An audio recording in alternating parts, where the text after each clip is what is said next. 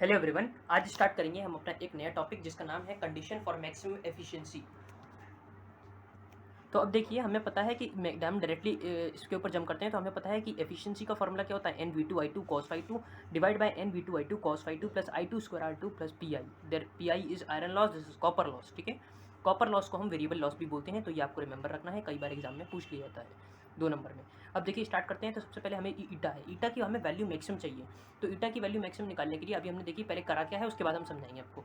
तो हमने पूरी इक्वेशन को न्यूमरेटर और डिनोमिनेटर को एन आर और डी आर दिखा रहा है, न्यूमरेटर और डिनोमिनेटर बाई आई टू, पूरी आई टू को से हमने इस दोनों ऊपर नीचे डिवाइड कर दिया। तो आई टू से डिवाइड करने का बना N V two cos phi two N I two N V two cos phi two plus I two से आई टू डिवाइड हो जाएगा तो बन जाएगा I two R two plus P I by I two.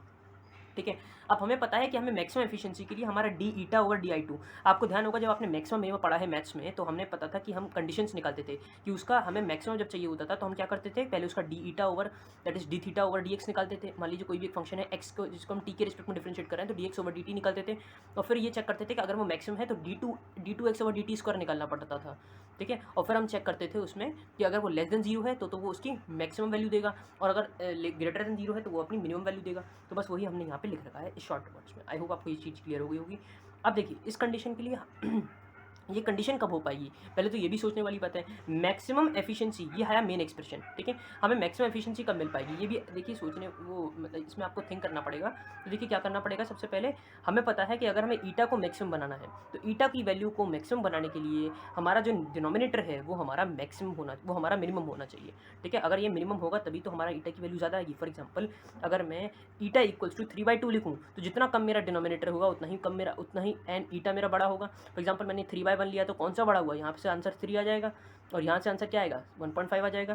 ठीक है, clear हो गया आपको। तो बस यही हो रहा है कि जितनी वैल्यू ईटा जो डिनोमिनेटर है उसकी कम होती है उतनी ही वैल्यू हमारी जो ऊपर वाले टोटल एक्सप्रेशन है उसकी वैल्यू ज़्यादा हो जाती है। That is eta is inversely proportional to denominator. तो हमें करना कुछ नहीं है, कि डिनोमिनेटर को मिनिमम बनाना है।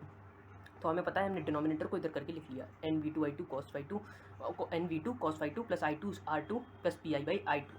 अब क्या करा, अब हमें इसको मिनिमम बनाना है, मतलब अब हम इसकी चेकिंग करेंगे। That is D N D eta की जगह हम लिखेंगे D D D R D of D R that is denominator divide by I two. इसका हम निकालेंगे आंसर, उसको जीरो के बराबर पुट करेंगे, फिर इसका D square D R divide by D I two square, और फिर अगर ये हमारा लेस देन जीरो है तब तो ये मैक्सिमम वैल्यू देगा, अदरवाइज ये कैसी वैल्यू दे रहा है, मिनिमम। क्या करा, देखिए R2 निकाला है, मतलब हमने सबसे पहले क्या करा, इसका डिफरेंशिएशन कर दिया। तो डिफरेंशिएशन करा तो हमारे पास वैल्यू क्या आई गई, देखिए एन वी टू तो बिल्कुल ये तो टर्म जीरो हो गई क्योंकि इसमें कोई भी I2 का एक्सप्रेशन नहीं था। इसमें आए तो इसमें R2 बच गया, और इसमें क्या बना, I2 की पावर ऊपर जाएगा तो I2 की पावर -1, और -1 का डिफरेंशिएशन तो -1 नीचे आ गया तो -1 पी आई I2 की पावर -1 ठीक है, ये तो सिंपल डिफरेंशिएशन है वो हुआ है। तो -1 P I by I two square.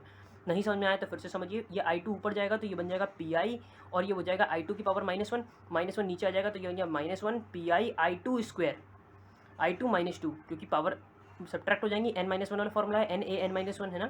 तो बस अब कुछ नहीं करा, -1 P I divided by I2 square, क्योंकि ये माइनस में पावर है तो नीचे जाएगा, तो प्लस पॉजिटिव हो जाएगा। तो बस वही हमने यहाँ पे लिख दिया। उसके बाद R2 की वैल्यू निकाल के I2 स्क्वायर मल्टीप्लाई कर दिया है, और पूरा आंसर जो है हमारा फॉर्मेट किस में आ गया, पी में आ गया।